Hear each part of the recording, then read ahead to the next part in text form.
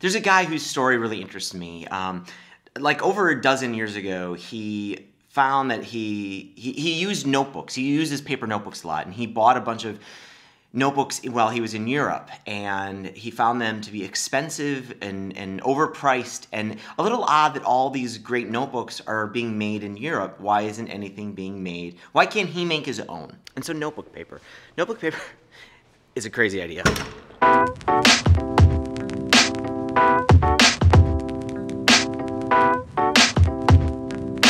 How you feeling? Not so good?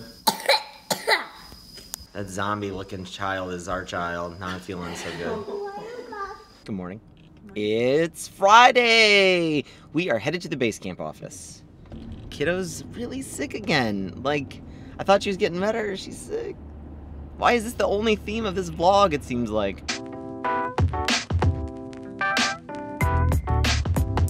We are at a stuck situation here in trying to get into the office. Lynette is very upset. I want to get to the office. This truck that's coming forward. Yeah. Can you look to see if I'm okay? You're fine.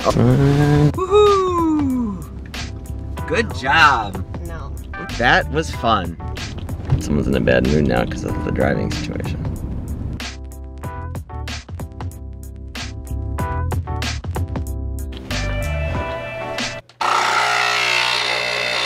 I'm trying to capture crystal clear espresso sounds. How you doing? Good. Good. Want to be in the vlog? No. You don't? I hate being on camera. Can you come up with anything that has like more competition than paper? My grandfather actually used to work for a paper company, making paper, northern Wisconsin, you know, lumber type paper factory, making things like napkins and things. That factory doesn't exist anymore. And so paper is kind of a crazy idea if you want to make paper and make notebooks. How on earth are you going to compete? Some folks are creating the next, you know, new to-do system, and they make notebooks for that. Some folks are making like basically new electronic notebooks, things that can upload to Evernote. Those are valid ideas. Not this guy. This guy makes about a couple thousand notebooks. He gets them made himself. He actually starts making the notebooks himself. Then he goes and he gets kind of an official print run done. And he starts giving them out to friends. One of his friends writes back, "This is an awesome idea." The guy who wrote that note was Jim Coudal. And he wrote it to Aaron Draplin. Aaron Draplin and Jim Coudal run Field Notes. Hey, how's it going? Good. We met a long time ago. Yeah, nice to meet you. Nice to meet you.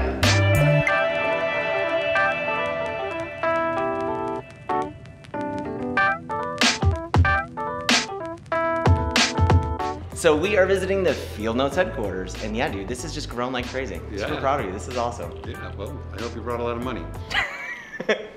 Visit Field Notes. And so why was Aaron and Jim, why have they been so successful with Field Notes? A few years ago, some researchers were studying the effect of nostalgia. And what they found was actually kind of interesting. What they found was people who experienced nostalgia, people who looked at old photos or had some experience listening to music that reminded them of their past, had an increased sense of vitality. They felt better. It's common sense now that humans are social creatures. We need relationships, or we start getting sick. We need other humans around us. Even the introverts amongst us, like me, needs other human relationships. These researchers hypothesize that maybe human relationships span across time. Maybe nostalgia connects us with people that might not be around presently, but it still brings us some of the benefits of still having that relationship. Going back to Aaron, one of the things you find out about him and some of the inspiration behind Field Notes was he's a junker. He likes to go collect junk, and he'll go across the country, travels across the country constantly, and he just collects junk, and he goes to these estate sales and things, and he goes through people's stuff, and he's like looking for these examples of really great design and old design, and he collects it. Aaron has also a huge collection of old notebooks. notebooks he collected at these estate sales and junk sales.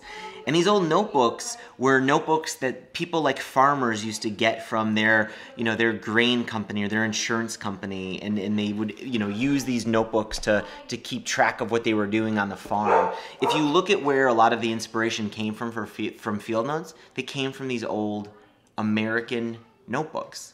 There's a lot of reasons why field notes is as successful as it is.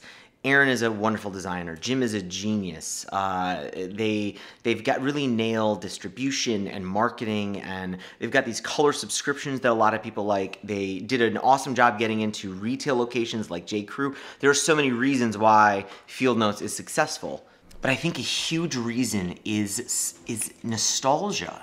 It's the fact that these notebooks almost transport you in time to when notebooks used to be made in the United States, when they used to be used by creative people in machine shops and on farms. To tell you the truth, when I use a Field Notes notebook, I'm reminded of my grandfather. My grandfather was like this inventor type who hated working at the paper mill, and so he would sit in his basement and work on all these things. And I didn't know him very well, but I got to know some of the stuff that he left behind. And for some reason, these notebooks and Aaron talking about the junk and the stuff that went into the legacy that inspired Field Notes reminds me of my grandfather. What happened, bud?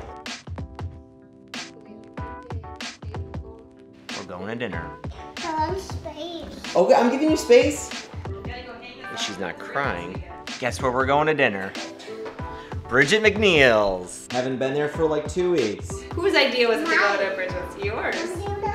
They're definitely starting to remember us there. So if you go there, well, they don't know our name though, but they definitely know us. The waitress that we saw last time, remembers that she always forgets to bring me my beer.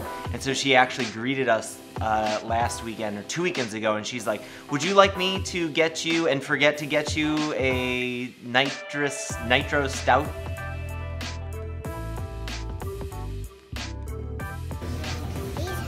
Yeah. It's hot. If you're new here, please subscribe. I upload a new video every day talking about business and family and just life struggles. And I will see you again tomorrow. Bye.